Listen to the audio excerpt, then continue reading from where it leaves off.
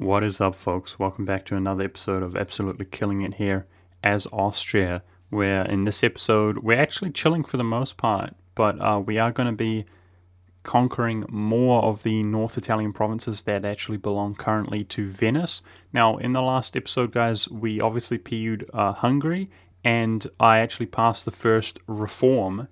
And that's very significant because passing the first reform gives us the Imperial Ban CB, which is going to be crucial to, in an efficient manner, i.e. not spending all of our Diplo points crushing the Burgundians, of course.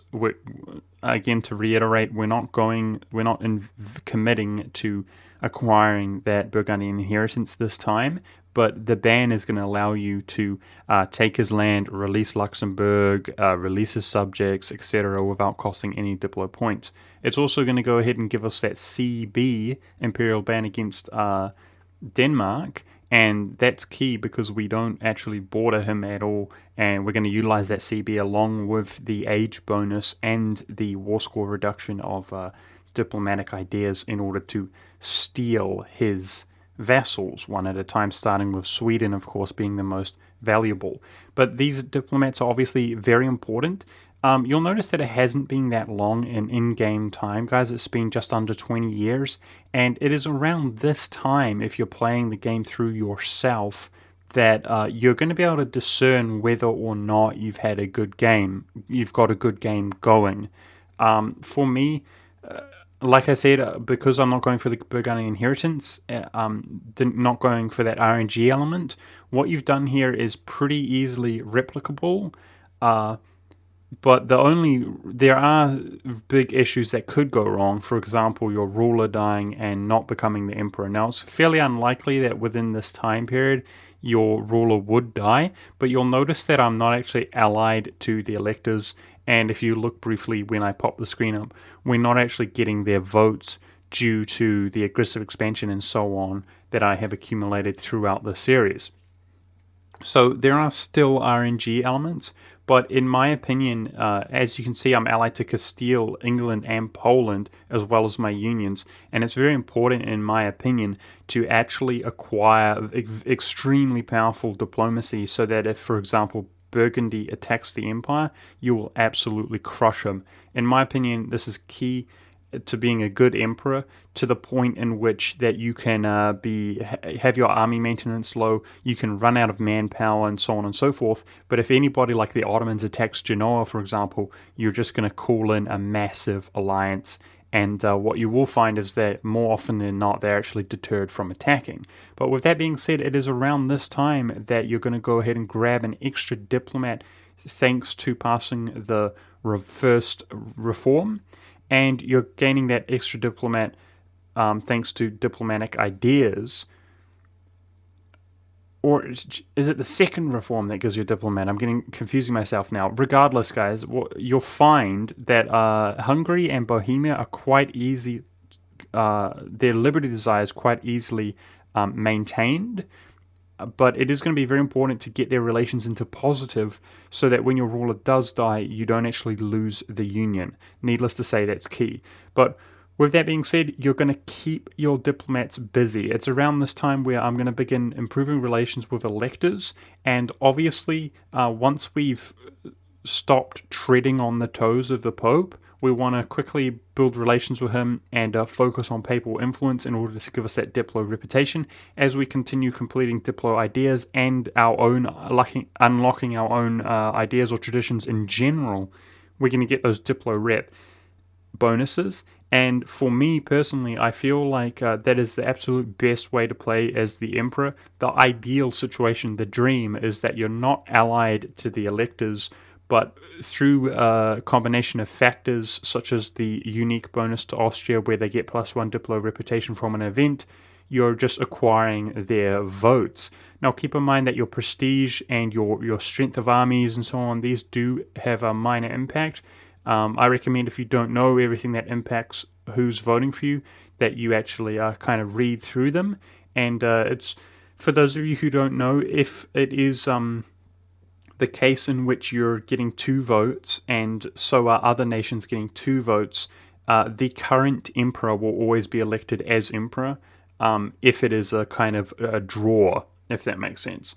So yeah, just some general information here, but obviously we're going to go in against Venice once again, and I cannot stress how much I recommend to keep your diplomats busy. At this stage, I'm kind of teetering on the edge of gaining a coalition with, like right now I'm below it, but after taking these next two provinces from Venice, I'm going to be way above it, teetering on the edge of gaining a coalition from a tremendous amount of nations, not just northern Italy, but all of southern Germany as well. And yeah, it's going to be absolutely key that you don't just focus on your subjects or particular electors who are closest, nearest to voting for you in order to solidify those votes. At this point, you should be trying to do that, but it's also going to be absolutely key that you literally improve with each individual nation, starting with nations that you think are the most threatening, like, for example, Milan or Savoy are obviously going to be more threatening to other one province minors. But I do recommend that you go from nation to nation, map it out in your head, like looking at the empire. If you need to, go from south to north, just maxing out relations with each individual nation. But also keep in mind which nations you have truce with and so on, because, of course, naturally they will not join the coalition. And with the same mindset, keep in mind which nations are allied to Venice or the Pope and who you are going to be attacking and creating a truce with, and therefore they can't join the coalition. It is everybody outside of those circumstances in which you want to be improving their relations, because that is going to be the only thing preventing you from gaining a gigantic coalition against you. Again, to reiterate, focus relations with the Pope. I think that's very important, because you can be excommunicated in a future war as well, and it's a big relief for me once you're finally done with this kind of papal warfare situation. You can increase your relations often to an extent in which when you declare war, you're still in positive relations if you're lucky, and you won't be excommunicated. Now, another thing, guys, at this time period, you're going to notice that you're consistently going to be a great power at this time period if you get both the union over Bohemia and Hungary. And definitely don't be afraid to flex that muscle if you do see that the Pope or Venice are allied to certain nations, or the alliance is a little bit stronger than you would like. To look around to see who you can actually peace out in order to make the war a little bit easier. But you should be prospering in general at this stage. Like if you still have some remaining debt, you'll notice that these wars at this stage, they should be much more of a breeze than the previous wars that you have fought.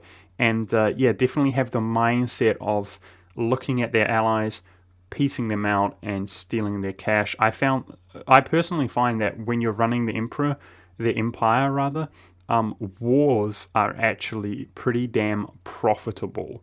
It is actually much more profitable to go to war, especially against like a trade league, and steal everybody's cash in war reparations, as well as their prestige via ending rivalries. Notice that I just released Pisa there from Florence, always looking for any princes that you can release inside the empire, and I do personally think that almost any diplo points that you can spend is going to be worth it. There are some cases in which I don't do that because I have limited war score or so on. If you notice, in my first war against the Venetians, I didn't return Brescia to the empire, but very often you'll notice that if you're attacking Venice and they're dragged into a war against the Ottomans, for example, you'll notice that Milan will also attack them over his core, and that's what happened in my case, and it gives me less incentive to worry about returning that, as I feel like Milan is going to win that war as well.